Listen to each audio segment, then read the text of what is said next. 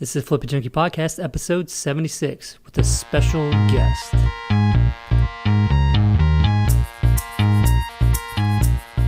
Welcome to the Flipping Junkie Podcast. My name is Danny Johnson, former software developer turned house flipper, flipping hundreds of houses. Each week, we bring you interviews, strategies, stories, and motivation to help you get started flipping houses and on your way to becoming your own boss and achieving financial freedom. Thanks for spending time with me today. Now let's get to it.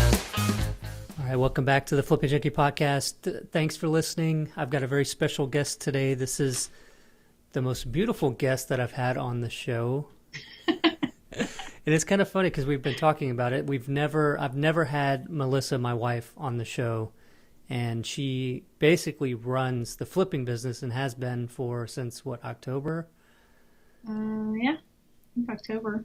But we've been officially since October. Officially, and we've been doing this together since the beginning. So she's been really flipping for 14 years, just like I have, and she was awesome enough to be completely on board with getting started doing it and getting into real estate investing. So that was really a blessing. But and I wouldn't be able to have gotten where I am, and without her behind me and helping me through it. Because a lot of times, her advice is what's kind of saved us from making mistakes a lot of times. And we joke all the time because I'll ask her advice on situations, and she'll tell me what she thinks we ought to do, and then I'll call my father, who also flips houses, and get his advice, and he'll tell me exactly what she said, and I'll tell her, like, he said this, and she's like, that's what I told you, so that's the way it constantly goes. But you want to maybe start with a little bit about yourself and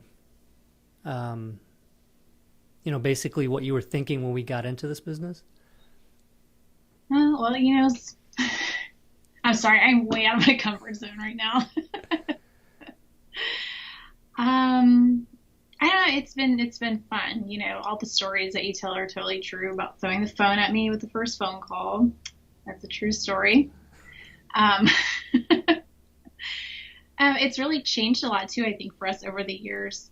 Before it was, you were doing all the buying, I was doing all the selling, and you were doing a lot of the rehab, and I was kind of checking on things and stuff here and there, but not to the point where we are now. But I think I've learned a lot from you, and I think it's going really well. I think we have our systems are all in place now. We have a good team, and I feel like the business has come a really long way in the past year. Right. Adding everybody and changing the way we do things and stuff. So it's good. Right. Yeah. So what do you want to share with what kind of aspects of the business you're running right now? So right now I am basically managing all the rehabs. So planning all the jobs out, designing everything, dealing with the contractors, and mostly doing a lot of that, and then dealing with the selling of all the properties, and managing the team, managing you. Yeah, so we've had some ups and downs and gotten through all of it, but things have been going really well with growing the business. And for the last 2.5 years or so, we've been growing it beyond just us. And this is kind of weird too, because we're in she's in her office down the hall from me, and we're Skyping each other because I didn't know how to set this up to do it together in the same room. So anyway, if you're watching the video, you're seeing a split screen in different rooms from us, but it's because I didn't know any other way to do it. And I still had to fiddle with the audio for like 30 minutes just to be able to get this going. But anyway, what I wanted to talk about, because we did the last one was with our friend Jeremy Heath. We covered contract to closing, and being that most, what you enjoy doing the most, I think, is, managing the rehab, right? And doing the design of the rehab of the properties, the fix up, and managing the contractors, and then selling the property. So I wanted to spend today, talking about those. So talking about the point where we've closed on the house, and then what what are your procedures? What's your process for getting that house looking super awesome? And we can start with how you determine how you're going to rehab the house. Okay, so basically, sorry. Once we close on the house, we make sure we put all the utilities, everything on, and then I make a visit out to the property, and I take my little notepad and just start walking through. And I try to go pretty slow through it because I don't want to miss anything. So I start with the outside, and basically what I start doing is a scope of work. So I'm going around the property and just inspecting everything, looking for, rotted wood. Does the roof need to be replaced? And there are certain things that we do over and over and over again. It's always going to be the same thing. We're always going to pressure wash the outside. We're going to pressure wash all the concrete. We're going to replace rotted wood, rotted siding, things like that. So I spent a lot of time on the exterior, just kind of going through everything. I also, because I have been so involved with the sales of all the properties for so long, I try to keep an eye out for things that I know inspectors are going to look for.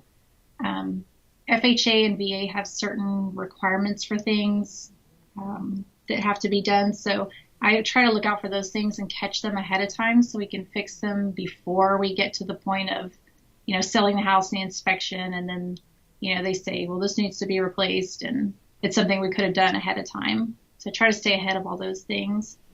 Right. So what are some of those things that come up typically? So things like that would be like VA always asks for window screens. Like your house can't have torn or missing screens. So I make sure that gets on the scope of work. No rotted wood anywhere. Which we wouldn't want to have anyway, but yeah, definitely not. But I'm kind of been teaching myself a little bit about just like roofing and stuff like that too, because that comes up over and over again. Like, is the flashing where it's supposed to be, or is it missing? Things like that tend to come up over and over again. And so that's something I try to catch. If we do foundation work, the soil has to be pushed back like 6 inches from the base of the slab. So I try to make sure that gets done. Obviously no broken glass windows or anything like that. So like the water heater needs to be raised. Yeah, and then the water heater always has to be raised, has to be on a stand, has to have a drain pan. Let's see. These are like all the things. Yeah. Huh? I was just going to say these are all the things for a long time earlier on that would frustrate us. After the rehab, then we'd sell, and then the inspection, and then we'd have all these kind of things that would come up over and over again, and we get frustrated having to change because some of it's kind of difficult with the water heater and stuff like that. Adding some of those when there's not much room, or having the drain be able to drain outside from the drain pan, all that kind of stuff is kind of a pain in the butt. But after a while, you realize, like, we're just going to have to do these things, right? And we take care of them so that. Right. So I just try to get ahead of all that stuff because I already know it's going to come up. So we may as well take care of it ahead of time. So those are always things in the back of my mind as I'm walking through a house. Then I go inside with my notepad and I just start. I get pretty detailed with the scope of work because I feel like the more information I give the contractor, it's better for him to almost have it like a checklist. It's like he knows every single thing that has to be done. And I may miss one or two things here or there, but we always, he brings it to my attention. And if it needs to be fixed, then we talk about it. But usually it's just trying to get every single thing that I can on the scope of work and be as detailed as possible, because that helps me come up with a price for the job. It helps him come up with a price for the job, and it makes sure that everything is done the way it's supposed to be done. So like if we need to take out a wall or rebuild a wall or reconfigure something, it's all in there, very specific, so he can't come back and say, well, I didn't know I was supposed to do that. It's right there. Right. Yeah, I remember one of the first rehabs that we did, that burn house on Kentucky, and we didn't even specify which light fixtures we wanted to use for the contractor, and stuff like that. I don't know why we didn't, but it was just like put new light fixtures in. So we ended up with all those cheap brass, Yeah, fixtures that were disgusting. But that was bad. yeah, so now it's like, I mean, you guys have a process down. And when I mean you guys, like, I think you and Grayson went to Lowe's or whatever and spent time picking out Home Depot and Lowe's and picking out SKUs of different materials that we use on the different rehabs, right? Right. Yeah. So that's the other thing that I do. So after I finish doing the scope of work, my contractor packets pretty much they're always the same. They're not pretty much, they're always the same. So in my packet, the contractor will get copy of the contract for work that spells out, how much the job's going to cost, how long it should take. And just note, I've noticed a lot of this in the groups and stuff lately. People need to, if you have a date for completion, talk to the contractor, make sure it's a reasonable date for completion, and have a clause in there that says, if you're past this date, you're getting deducted $50 a day or whatever it is, so that they know that you mean business. And I try to lay all that stuff out ahead of time with the contractors so that they understand I have expectations. These are all of my expectations. You're going to sign this contract. You're going to do all these things on the scope of work. You are going to be on a draw schedule. And these are the materials that you're going to use. So all of those things go into a packet for the contractor. So they will have the contractor agreement, the scope of work, the material list. I try to add the prices for everything too, because that also helps costing out the job. And, it shows them, it's like, these are the materials that we're going to use. So if you don't use those materials, then we got a problem. Yeah, because it takes out any room for having arguments about things, right? Because everything's clearly labeled, everything's, materials you want, the time frame, the draw schedule for when they get paid. There shouldn't be any arguments because everything was already spelled out very clearly. Right. Yeah, so we learned that over time, from having things not clear and then having those problems. And you might have contractors, like we've had some that kind of balked at the $50 a day thing. But what we tell them is basically, if you've done everything and all you have left is exterior stuff and it's raining for the entire week, we're not going to charge you for being over because of things out of your control. But what that's mainly for, right, is keeping the job site from being a ghost town for a week where they go and work somebody else's job to get a quick paycheck or something and leave yours just sitting there costing you money and holding cost. Because nothing's worse than that, right? Going to the job sites and nobody's there and there's trash everywhere. And yeah, that's bad. It's really bad. And that's the point of the draw schedule too. That's a big thing with me. Especially if I'm using somebody I haven't used before. It's like, I don't care if it's Friday. If that milestone isn't met, you're not going to get paid. And, you tell them that up front. You don't spring it on them at the last minute, but you make sure that they understand, because our draw schedule contains milestones. So every time they complete a certain task or amount of tasks, then they get a draw. And I don't care if it's Tuesday or Wednesday or if it is Friday, that's fine. But just because it's Friday doesn't mean you're going to get paid if the work's not done. Yeah, and that's the Friday afternoon. Yes, at 4:00, right? Yep, every time. Every time. And you look at the draw schedule, and inside's supposed to be completely painted, and they say it's done, and say, "Are you sure it's done?" Because you don't want to go there and have them halfway done telling you it's going to be completely done when it's not. But right. Well, that's the other thing too, is checking to make sure those things are done. Because I know we had that problem in the past of being a little. Right, yeah, and then you drove all the way out there and you committed and spent the time, and then you just want to just give them a check so you can go and start enjoying the weekend, Friday afternoon. And then you'll hear everything, about how they got to pay their guys and everything like that. And it's like, that's why you want to have that conversation up front with them about the draw schedule and say, is this going to work for you? Because it has to, because we're going to stick to it. And, if you need to pay your guys, you need to make sure that this draw schedule is something that you're going to be able to keep up with to be able to pay your guys when they need to be paid. all that kind of stuff. So, if they're not done with that and they're saying, well, I got to pay my guys, or I've got to make my truck payment, or, house payment, or all this kind of stuff, it's like, you already agreed up front, and, so that you don't run into that problem. Because that's the big thing, right? That's especially with contractors that you haven't worked very long with, is having the point where they get upside down, where you've paid them more than the work that they've done. So then they've got to catch up. So they got all this, excuse me, all this work to catch up to get paid again. And then it's just easier to get another job sometimes and work on somebody else's project, right? And so then your property is sitting there waiting because they're going to get the quick buck somewhere else first. And that's what you don't want. But, right. I mean, and I think having those things helps prevent that.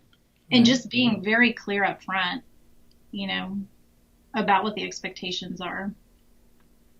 Yeah, I can't stress that enough, because I don't know that people, they have all these ideas of how it should work, but it's kind of like with your kids, you have to, well, it's like you have to let them know, like, these are the rules, and you're going to have to follow them if you want to work with me. And if you can follow these rules, then you will have steady work.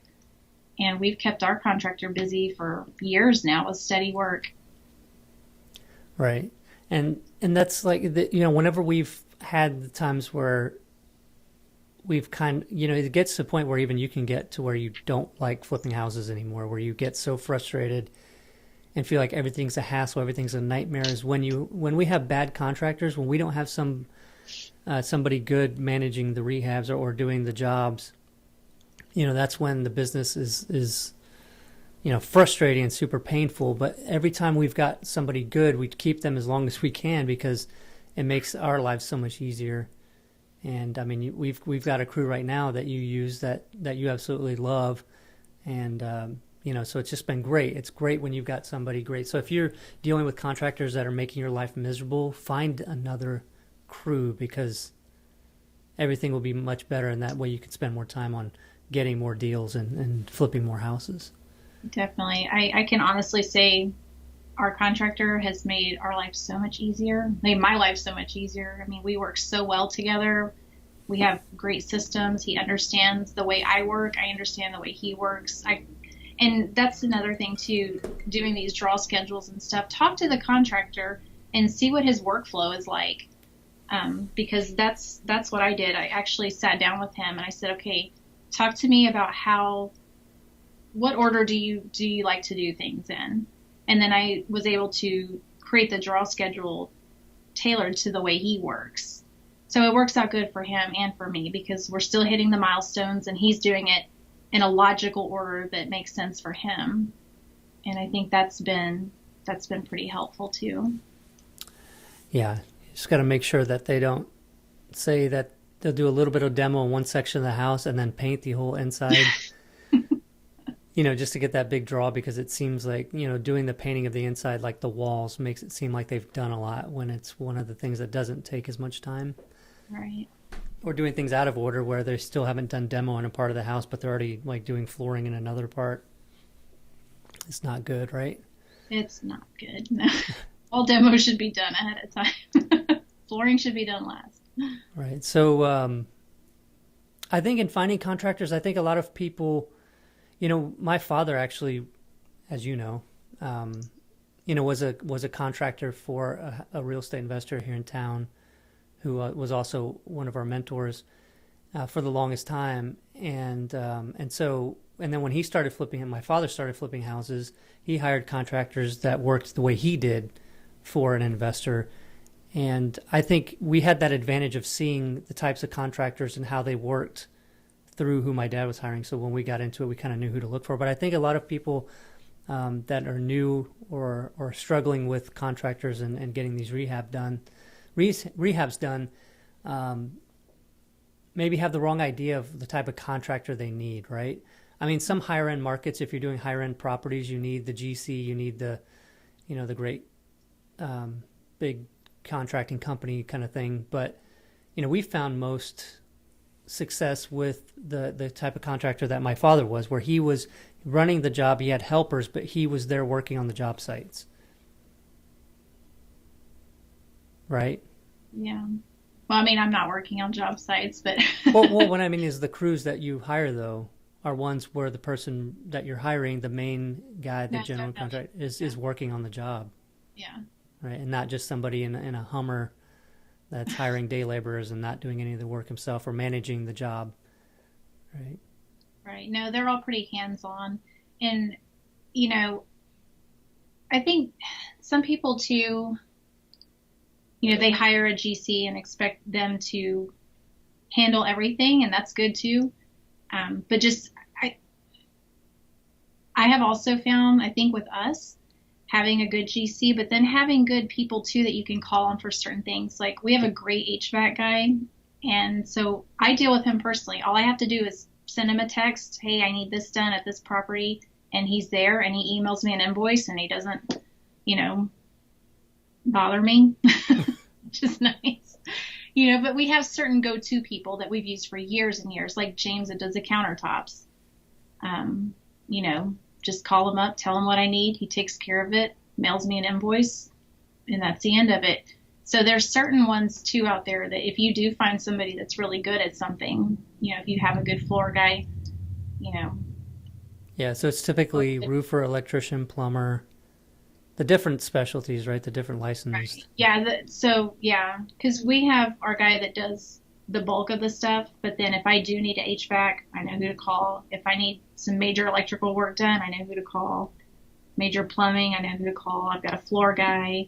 We got the countertop guy. So. Right. So what are your favorite tips for like bang for buck and rehab? So design wise or material wise, like what are the favorite things that we've been doing lately to properties that you think have helped them sell much faster and to look better than all the houses for sale in the area? Ooh, my favorite. Um, I think my biggest way of adding bang for buck is I'm kind of a tile junkie. So I love tiles and I love shopping for tile, and that's just me. Some people might not like that, but I find that things like that um, is a really cool way. Like put a really cool backsplash in, or tile a shower. Like I've been using this Carrera marble looking tile in the showers. Well, it looks fantastic. Right. And we've got some of those walkthrough videos that if people want to look and see kind of what I've been doing. Yeah, and that's on youtube.com/flippingjunkie. So if you go to youtube.com/flippingjunkie, Melissa's got a lot of walkthrough videos, and you can see what she's doing to a lot of these houses. Very cool. Yeah, I'm trying to do more of those videos. So I'm sorry. It's a little awkward for me because I'm not you, but I'm trying. Another big thing that I do is I like doing fireplaces and entryways. So my contractor and I kind of sketched out a plan for him of some different, like we trim it out and we use the lumber gray tiles on there, and then we just, really jazz up the fireplace, make it look really, really nice. And that's been a huge thing to do. And it doesn't cost a lot. It's just a lot of trim work and tile, but it looks great. And people they love it when you walk into the house because it's not just a standard, flat, boring fireplace in the corner somewhere. Right. I try to make it a focal point. So fireplace is a big one for me. Tiling in the master is another big one. Backsplashes are a big one. And then, like on stock cabinets and stuff, I started having him add crown molding to the top, which looks really nice, especially in our little more expensive price range of house that we've been doing. And we're still mostly painting cabinets, right? Yeah, I always paint the cabinet. I have seen cabinets that I swear should have been ripped out, and he has actually been able to fix them. Yeah, that saves them, so much money. Sand them down. Right. Yeah, save a ton of money. I can't remember the last time I put cabinets in a house, honestly. Yeah, it's funny, isn't it? I think about that all the time. There's only a handful of houses out of the hundreds that we flipped that we actually changed the cabinets out. Yeah, if they can be salvaged, he's pretty good at being able to salvage those, and great hardware also goes a long way. Can lights. And yeah, can lights. Yeah, oh yeah, can lights is a huge one. I always put can lights in the kitchen, always. Um, and I just think it looks so good. The only time we don't is if there's not enough space up there. But a lot of times we get those drop down ceilings with those fluorescent lights, which I think are hideous. And so I always have him bump that out and add the can lights. So bump it up and add the can lights. Looks really nice. Can lights over the fireplace too. Fantastic. And the LVT that I've been using on the floors has been, I was kind of surprised by that because I've been using it a lot. And so it's the LVT is basically it's luxury vinyl tile. So they're planked vinyl pieces, and they've got a glue down version, and then they've got a a snap together and glue down version, which is a little bit more expensive. But it looks so good, and so I've been using it in just pretty much everything. And so the last that one we did, I think we have a walkthrough video of it, but it was the $15,000 rehab house, I think it was. But I put it in there. That house was for sale at $220,000, Wow. which is a higher price range house. It's a higher price range house for us. And Yeah, because our typical house that we're selling is around 130 to 150 or so, 160. 130 to about 165 is our sweet spot. And yeah, so this house was selling for like 220. So, but I wanted to use the LVT, and I just wanted to see. I didn't know how people would react to it in that price range of a house, and they loved it. And I think if you do it right and do your staging, people really don't care. And that stuff is so cheap, and it wears well, and it looks nice. Well, to me, it looks like ceramic tile.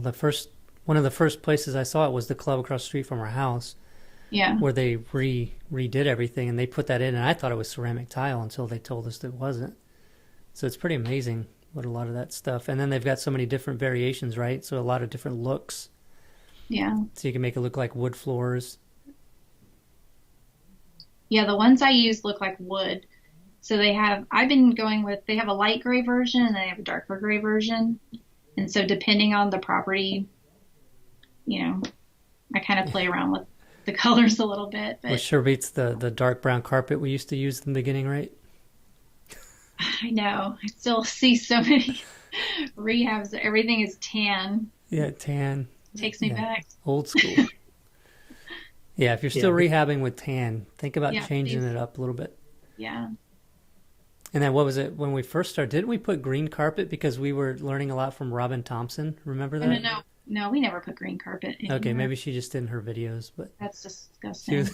And don't you and red mulch. It was like a selling point, right? Oh yeah, selling point. Well, we did do the red mulch for a long time. Yeah, I don't use red mulch anymore either. FYI, black mulch, please. It looks much cleaner. Yeah. So any other tips for staying on top of contractors or kind of what you do when you go to check out the job sites, when you're checking on them? Tips on maybe not pointing out things that they're still working on because they're still working on it. So it's kind of like saying, hey, this doesn't look good. But it's like, I'm still working on it. Yeah. So, anything about like stuff like that? Yeah, that's always kind of tough because your instinct is to want to say, what about that? But we've worked together for so long that I know, he knows when something's not finished yet. And half the time when I start looking in a direction of something that's not done, he always tells me, I'm not done with that yet. So he knows. But I try not to be overly critical when I go.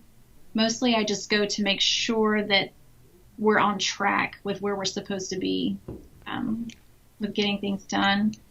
And then if I notice something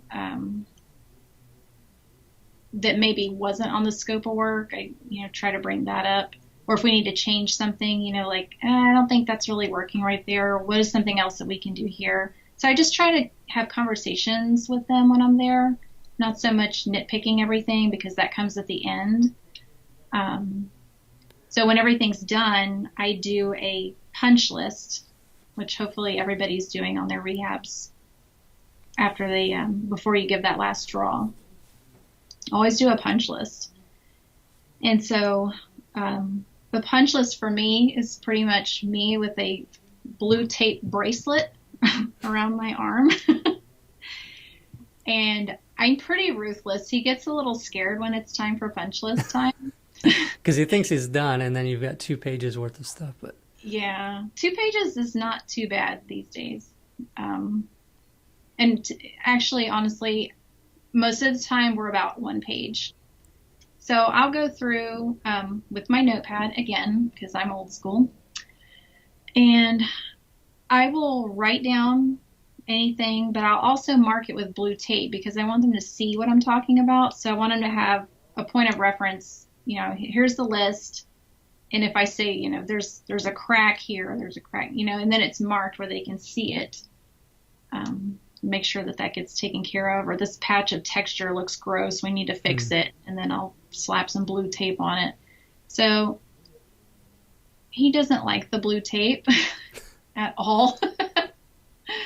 But it's helpful. right. And it gives me the list too, because if, they say they did something and they take the blue tape down and I see it hasn't been done, then I know. So that's the big thing is going around and not just like kind of glancing here and there, but like you said, sort of being ruthless and going through every room, looking into every cabinet, looking in every closet, looking everywhere. Yes, look up too, because I think a lot of people probably forget to look up at things. I go through, so I kind of do like I do with my scope of work. I start with the outside. I make sure that they got all the rotted wood, that everything's painted, that everything is done on the outside. And then when I go inside, I open all the windows, make sure they all open and close. I open and close all the doors, especially after flooring's been installed, because you'll get a drag on the carpet a lot of times and the doors need to be adjusted. That happens probably 80% of the time. We've got to adjust doors, making sure I go through and I turn on all the sinks. Oh yeah, that's a big one. Sure that there's no leaks under the vanities in the kitchen. Make sure there's no clogs either, right? Right, yeah, because they have a bad habit sometimes of rinsing stuff down the drains when they're working. I kind of got them off of that at this point, but it still happens sometimes. It's like, stop washing your paintbrush in the tub. It's not good. But just, you really have to take your time with the punch list, I found. It's tempting to rush through it because you just want to be done and say, okay, here's your last draw. Let's move on to the next one. But honestly, spend the time. Yeah. Spend the time and walk through, open and close the doors, make sure everything works, flush the toilets. Yeah, for sure. Run the water. Yeah, and and I'm reminded of, I think it was over in the Blossom neighborhood. I remember a story of, we had a property over there that should have sold pretty quickly, and it didn't. It wasn't selling, and we were wondering why, and so I went over to look at it. It had been on the market for, 2 or 3 months or something. And I walked into the house that was for sale, that we've had for sale, wasn't selling after we fixed it up. And I couldn't believe all the things that I found, wrong with the place. There were even some vanities that had rotted sideboards on them. And I couldn't believe that we were selling that property and that we missed all of that stuff. And it was my fault, because at the time it was still my responsibility to make sure that do the punch list and all that kind of stuff. But I just, felt sort of sick to my stomach, like thinking, like, we're selling properties like this. How you get so busy trying to get more properties and do more deals, and then you kind of let some of those things slide, and you cannot do that. I was just so embarrassed, and obviously we went back in and kind of did a second rehab, a more thorough, fix all that kind of stuff up, right, and then it sold pretty quickly. Right. But that was just embarrassing. I couldn't believe that, and I guess that kind of gets into like what we've been doing over the past. Or mostly, really, you've been growing the business and building up systems and hiring people for specific tasks. So things like that don't happen, so that you're doing a specialized task, everybody else is doing a specialized thing, and can devote energy to it and not try to rush through it to get to the next thing that they've got to do because everybody's wearing a bunch of hats. Right. And, what we've been calling each other flip pilots, right? Because we're Yep. keeping the 30,000 foot view of our flipping business. And we set up a Facebook group, and I think we're probably surpassing 500 people today, right? It's a closed Facebook group. But if you go to flippilot.com, you can request an invitation and we'll let you in there. And it's basically, do we want other investors to also help each other, and we'll help. And Melissa's been real active in the group, and I'm trying to be more active in the group on helping people to run their business to where they're working more on their business instead of in it and getting bogged down. And so that's the purpose of the group. And it's just been awesome, right? We just started that, and over 500 people already. So if you guys are listening and you haven't joined the Flip Pilot Facebook group, go to flippilot.com and get your invitation so that you can get into that group and take advantage of it. I mean, what do you think about the group? I think it's great. And it's fun just, connecting with other investors and stuff too, and helping out with things, because I feel like we probably all have things that we're good at, like better at some things than other things. Like I think for us, for me at least, having everything so systematized has been fantastic, because it does make these rehabs a lot easier. And it's a little shameful that it took like 13 years, because we've been doing this 15 years now, right? Maybe I don't know. I've lost track. I think, so. Yeah, 2003, so 14 years. Yeah, 14 years. So up until the past year, we were doing all the things, but it wasn't systematized like it is now. So now I feel like things run a lot smoother because we do have all those systems in place, like the rehab system, and I think taking all those other things off my plate has helped a lot too. And like you said, everybody wearing their own hats. And I do have the time to devote to project management now, which is really nice. It was hard for you because you were doing 10 million things. Right. And I was doing 10 million things. But now I do what I want to do. And that's something that I enjoy doing. I probably won't do that forever, but at least I have it all systematized now. That way, when I decide to have someone step into that role, they know how I deal with the contractors, how I do the scope of work, how the rehab should be run to make it super efficient and, put out a nice product. Because I take a lot of pride in my work, and I'm pretty happy with what we've been putting out. Yeah. And I am too. I'm super proud. I mean, you guys have to check out her stuff, her videos on youtube.com/flippingjunkie. Some of the first ones we tried to do the audio while she was walking through, and the newest ones you've been narrating after the fact, right? So the audio quality is a lot better. But I think it's just really cool seeing the properties. And honestly, we've systematized this stuff so much, and Melissa's taken over so much control of a lot of the flipping stuff. I haven't even seen these houses most of the time, so it's incredible for me to even see houses that we're flipping that I haven't seen before. But that's like the power of that, right? It's like removing ourselves as much as we can and only doing the things that we really want to do in the business. And it makes it that much better. And then everything gets so much better. Like all the quality of the work is better. The houses sell faster. And they look better. And you're spending the time and you're focused on it. And it's just amazing the difference. And then whenever you go to train somebody, you're not just trying to remember everything that you've learned over the last 14 years and that 1 or 2 or 3 times that you walk through properties with people that you're training. Like it's all it's all written down, right? It's all systemized. Mm-hmm. And then as we find faults in our system, like when we have problems, we go to find out how we can prevent that in the future. And so decisions made when things come up, you don't have to like relearn things over the years. And I don't know how many times we've had to relearn things, and it's frustrating because it's like, oh, remember that happened before, how did we deal with it? And then we've got to go through figuring out what to do again. And so it's kind of nice. And I think back in 2005 we started doing all that, right? Didn't we start making binders and we'd started that? We started it, but I think we ended up getting like it generated a ton of leads and deals, and then we got busy and we just never finished. Like we got bogged down being in the business so much. Yeah, it's so much different now. It really is. I mean, we have the people on our team that are so helpful. And when I say team, I consider a lot of people on our team, it's it's our acquisitions, it's our lead intake, it's me, I include our title, our closer in that because she is frigging awesome.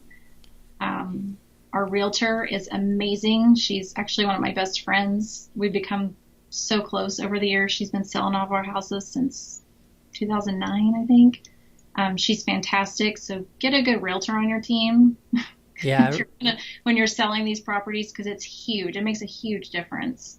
Yeah. It's hard. You do all this hard work making this house look fantastic, but it's no good if you can't sell it. Right. Yeah. I remember when we decided to start working with her, we had a realtor who was so timid and didn't really do much of anything. And we first sold our own properties, which was a nightmare, right? And then, hired a realtor to start doing that. And then, we had a property that wasn't selling, and we finally got a buyer, and it was like the day of closing or day before closing, and we come to find out like they couldn't qualify for the full amount. And this was back when the market was still recovering. And so things weren't selling so quickly, and we were stressing out going, man, now it's going to fall apart. They can't qualify for the amount. They're not going to be able to buy the house. We're going to have to put it back on the market. Hopefully it sells within the next 3 or 4 months. And their realtor, contacted us and said they're not qualifying. It's not going to qualify. They're not going to qualify for the full loan amount. And she had the nerve to ask if we would accept $20,000 below the agreed upon price. Right? Was it $20,000 or something? It was crazy. I don't know if it was that much, but we had to do some creative negotiating to get that deal to close. Right. But she made it happen. Right. And we reluctantly, but we needed to, so we agreed, and we were talking about it afterwards. It was like, I think most realtors wouldn't ever think to do that, right? They would just be like, oh, well, it's not going to work. We better find you a cheaper house. Right. But she was awesome. She was on it, and we've been working with her ever since. So way to go, Laura. You're awesome if you're listening. Yes, Laura, we love you. But so let's see, we've already been going 45 minutes here, but I'm trying to think of anything else like with after we've bought the house and we've been fixing it up and then we're going to put it on the market. So real quick, do you ever look at what other properties on the market look like that we're competing against when you go into these rehabs? I do. And actually, I do that before I go out there because I kind of like to have an idea in my mind of what probably needs to happen over there.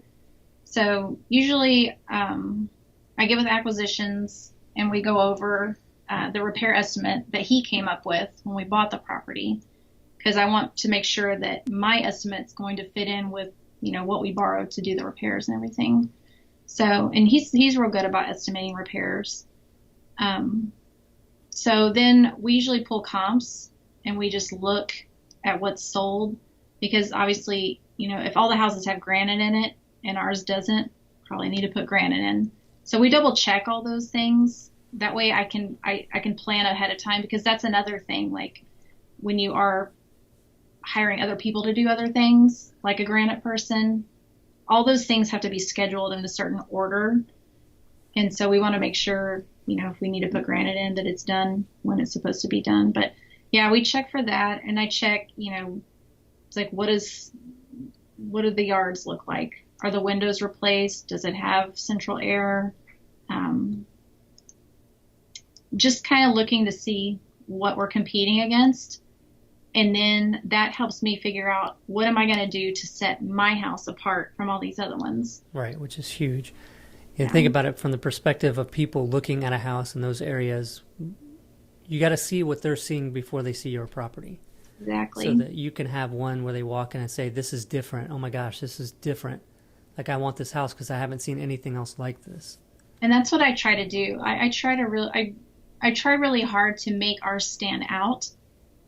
And I guess it's working, because every time we list one, we're multiple offers within the first week, every single property. Right. And we get some crazy ones like over a weekend, right? Like 40 showings and 18 offers. And yeah, we had the one recently. We had 42 showings and I think I had 13 offers. That's always a treat. Yeah, it's a good thing. Yeah, it's a good thing. But then you're trying to spend all that time trying to figure out which one to go with. Yeah, well, we could have a whole nother podcast on how I negotiate offers. Right. No, and I think we should, because the selling of the property and the things that come up, there's a lot to be talked about with that. And I want to cover all of that with the podcast. And that's why we did the series. If you're new to listening to the podcast, be sure to go back and start with the foundation episodes that moves up into building your team and then finding deals, analyzing deals, and all the way through. We're talking about everything in order, and then we have some day in the life episodes intermixed in there. But really, for the most part, a lot of those episodes are going through all the different things. So it's like a flipping house training course in this podcast, and we're trying to get into detail with all this. But as far as the fix up of the house, what else maybe has come up in the past that we've had to deal with that people can learn from and hopefully avoid? We didn't really prepare for this. I asked her to do this this morning. This morning, so. Honestly, I am staying away from foundation houses these days. I know a lot of people are okay with that. It just creates so many other issues that I personally just don't want to deal with those types of things anymore, because once you raise a foundation, then you've got plumbing issues and pipes breaking, and for me personally, it's too time consuming. Right. So I've made that actually one of our criteria for wholesaling deals. If it's got a foundation problem, I don't want to touch it, just because I don't have time to deal with that anymore. Right. What's the other criteria that we've been using to determine whether we're wholesaling versus rehabbing? For me, definitely foundation has been number one, just because I think I did like 4 foundation houses in a row, and I was done after the last one. I was just totally done, especially after we rehabbed one, and then we ended up having to go back and make all these other repairs, bust open the floors, take up all the flooring. It was just a nightmare. Yeah, so I remember. Yeah, sorry. It was not pleasant. Other criteria for me would be just kind of the ease of a rehab too. Is it in an area that, I always check days on market. Also, when I'm looking at what the houses look like, it's like, how long does it take to sell? Which is kind of, I actually work with acquisitions on that. If it's a, 20 days on market type scenario and it's a light rehab, then I will totally want to rehab it. If it's, we haven't really been, if it's an older house that needs a lot, I haven't been touching any of those anymore. Yeah, it's a lot of work. Yeah, it's a ton of work, and, usually it needs electrical and all that kind of stuff that I don't really want to deal with. So just I keep the rehab, if it's something easy and light and it's just will sell quickly, then I will rehab those. But pretty much everything else we've been wholesaling. Right. And you can get to that point where you can cherry pick those deals when you're generating enough leads, right? And so our big thing is we look at how many deals do we want to do in the year, and this year we're trying to do 108. We're going to, right? Yes, you're on track. And in order to do that, we've got to determine how many leads roughly we need, and we've got to generate those leads. So you got to generate tons of leads. And I bring that up because, being able to cherry pick and wholesale some and then rehab the good ones instead of just like, struggling to get each deal that you're rehabbing stuff that you don't want to rehab. Mm-hmm. I think it's awesome, but that's also why I'm holding a webinar. I've been holding one every week. If you go to flipwebinar.com, flip, and then webinar.com, or you could just go to leadpropeller.com/webinar, either way, flipwebinar.com or leadpropeller.com/webinar. You can register for a webinar, and I'm showing how we use our website to generate the majority of our leads. It's really cool because I'm showing cost per lead, cost per deal of the website with organic ranking versus pay-per-click cost, and comparing that to direct mail costs that we do, because we also do direct mail. So it's a really cool, interesting webinar. So if you guys haven't watched that yet, be sure to register for that at flipwebinar.com. But I was going to say too, just real quick, going back to the whole criteria thing, it's also how much profit we're going to make, right? So if it's something that's a quick, Oh, light for rehab sure. that sells quickly and we're going to make, 30K, then yes, we definitely will rehab that. Right. And as this market has been so hot, right? It's like we're at a time, and you've always got to adjust. We've always adjusted throughout the years as the market's changed. We've changed with it. And right now we're seeing, we're at the point where it's really high again. It's been high for a long time. And there's so many investors out there. It only makes sense to wholesale a lot of stuff Right. because people there's so many people, striving for deals that we can sell them deals and make a great profit without having to do any work. And so it just makes a lot of sense. So, And that's why it's been good to be able to pick the rehabs. Like the last few that we bought, I said, oh, I don't want to do that. But I do want to rehab that one. So, right. and I can choose to do that, and I don't have to overload myself with rehabbing every single thing that we have because it gets to be too much. And then you can take your time and, well, not take your time, but you can do a better job um, focusing on those if you're just doing one or two at a time and wholesaling everything else. Right. Well, thank you for being on the show and being down the hall. You're welcome. And we've been joking because recently we were at an event. We were at the mastermind meeting, and there's been sort of a joke about Melissa being the real flipping junkie or whatever because she's been doing so much of the running of that business. So anyway, so you might see some more stuff about that. So Melissa's the real flipping junkie behind the scenes. But I anyway. like to say I'm Mrs. Flipping Junkie. Okay, well, that's Just good. sounds better. She's the better one. But anyway, no, but thanks again. And I'm sure we'll do a couple more episodes because I want to talk more about the selling process and all that kind of stuff. But everybody listening, if you haven't subscribed, subscribe to the podcast on iTunes and leave a rating and review if you're really enjoying it. Really do appreciate that. And then, like I said, be sure to register for that webinar. I'm doing them every week pretty much. So even if you're listening to this a month or two later, there'll still be some going. So go to flipwebinar.com or leadpropeller.com/webinar. And with Lead Propeller, we're having a special that's ending on May 8th. So if you're looking to get a real estate investor website, you should probably do that before May 8th, as the price for the 3 websites will be going up. But anyway, so check those out, and then be sure to check out flippilot.com to get an invitation to join that closed Facebook group, because it's a really awesome group, and there's a lot of great people in there. People posting motivational stuff, people posting questions and helping each other. We're all helping each other with improving our flipping businesses and getting it to the point where we're, always having that 30,000 foot view of the business and guiding the business and working on it instead of so much in it. So thanks again for listening, and talk to you next time.